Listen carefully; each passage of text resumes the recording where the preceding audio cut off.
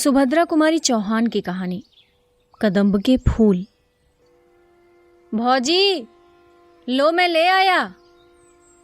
सच ले आए? कहाँ मिले? अरे बड़ी मुश्किल से ला पाया भौजी। तो मजदूरी ले लेना। क्या दोगी? तुम जो मांगो। पर मेरी मांगी हुई चीज मुझे दे भी सकोगी? क्यों ना दे सकूंगी? तुम मेरी वस्तु मेरे लिए ला सकते हो, तो क्या मैं तुम्हारी इच्छित वस्तु तुम्हें नहीं दे सकती? नहीं भौजी, ना दे सकोगी। क्यों नाहक कहती हो?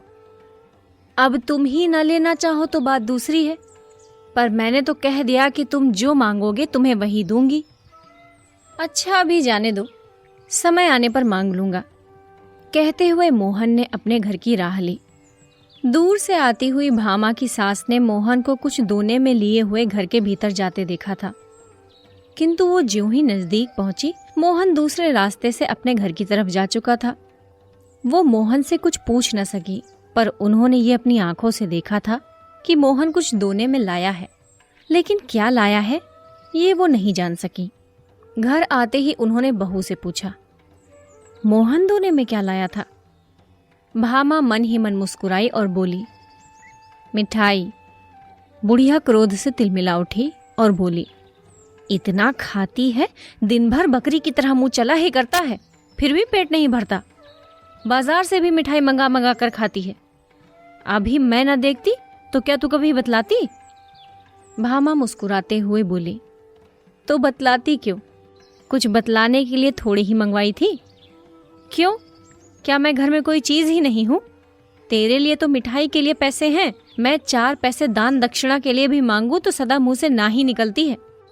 तेरा आदमी है तो मेरा भी बेटा है, क्या उसकी कमाई में मेरा कोई हक ही नहीं है?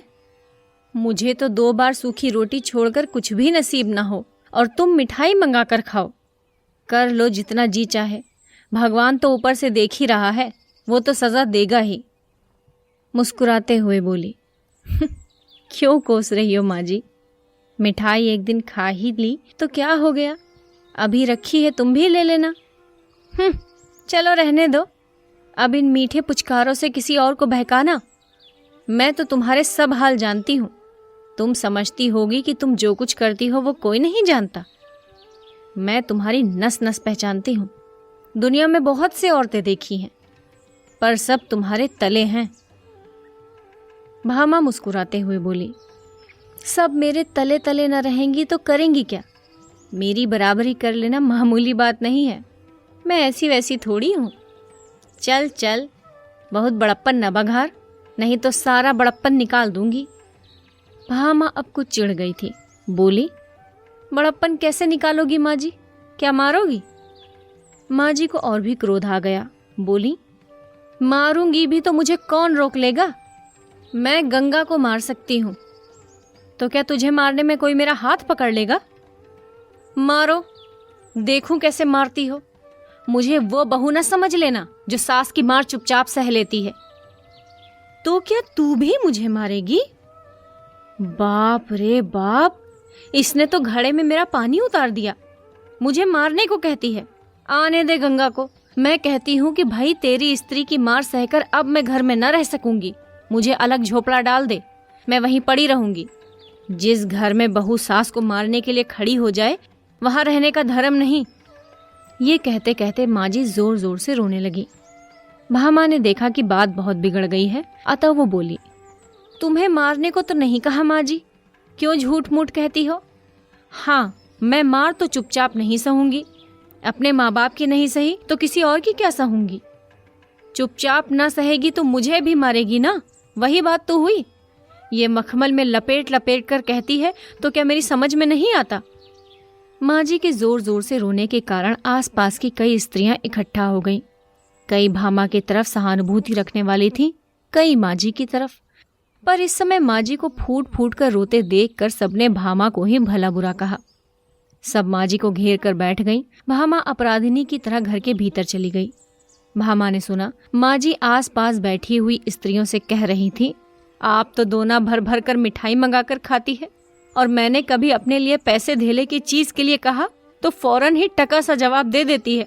कहती है पैसा ही नहीं है। इसके नाम से पैसे आ जाते हैं, मेरे नाम से कंगाली छा जाती है। किसी भी चीज के लिए तरस तरस के मांग मांग के जीभ घिस जाती है। कभी जी में आया तो ला दिया, नहीं तो कुत्ते की तरह भौंका करो। इस घर में मेरा यही हाल है।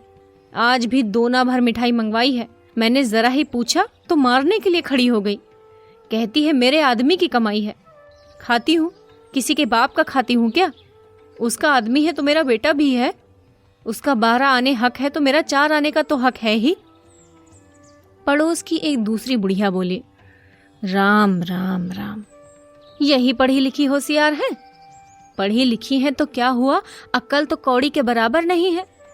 तुमने भी 9 महीने पेट में रखा बहन, तुम्हारा तो 16 आने का हक है। बहू को बेटा माँ के लिए लौंडी बनाकर लाता है। ये तुम्हारे पैर दबाने और तुम्हारी सेवा करने के लिए है। हमारा नंदन तो जब तक बहू मेरे पैर नहीं दबा लेती उसे अपनी कोठरी के अंदर ही नहीं आने देता। अपना ही माल खोटा हो तो परखने वाले को दोष क्या बहन। बेटा सपूत होता तो बहू आज मुझे मारने दौड़ती। गंगा प्रसाद गांव की प्राइमरी पाठशाला के दूसरे मास्टर की जगह के लिए उम्मीदवार थे। 17.5 रुपए माहवार की जगह के लिए बेचारे दिन भर दौड़ धूप करते। इससे मिल उससे मिल, ना जाने किसकी किसकी खुशामद करनी पड़ती थी।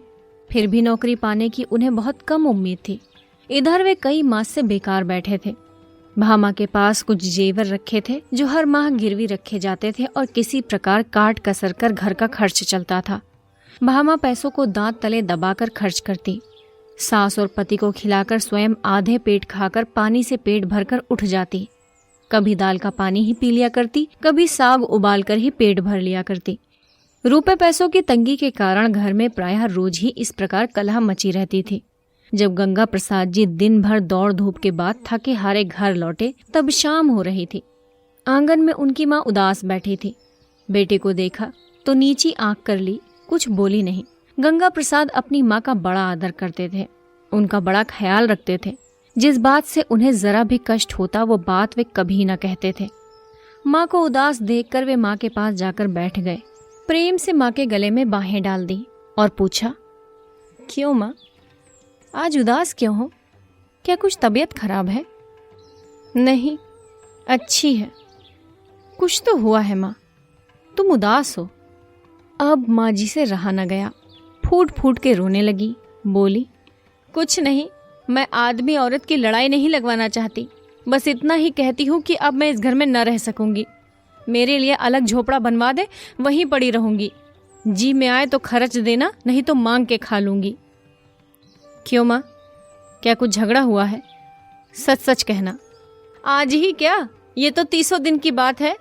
तेरी घरवाली ने मोहन से मिठाई मंगवाई। वो दोना भर मिठाई मेरे सामने लाया।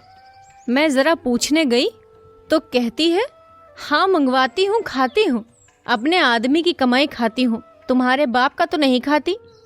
जब मैंने कहा कि तेरा आदमी है तो मेरा बेटा भी है, उसकी कमाई में मेरा हक भी है, तो कहती है, तुम्हारा हक जब था तब था, अब तो सब मेरा है। ज्यादा बोलेगी तो मार के घर से बाहर निकाल दूंगी। तो बाबा, तेरी औरत है, तू ही उसकी मार सह। मैं मांग के पेट भले ही भर लूं, पर बहू के हाथ की मार न खाऊंगी।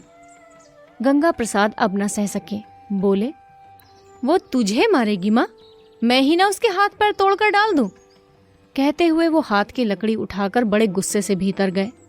भामा को डांट कर पूछा, क्या मंगवाया था तुमने मोहन से? गंगा प्रसाद के इस प्रश्न के उत्तर में, कदम्ब के फूल थे भैया।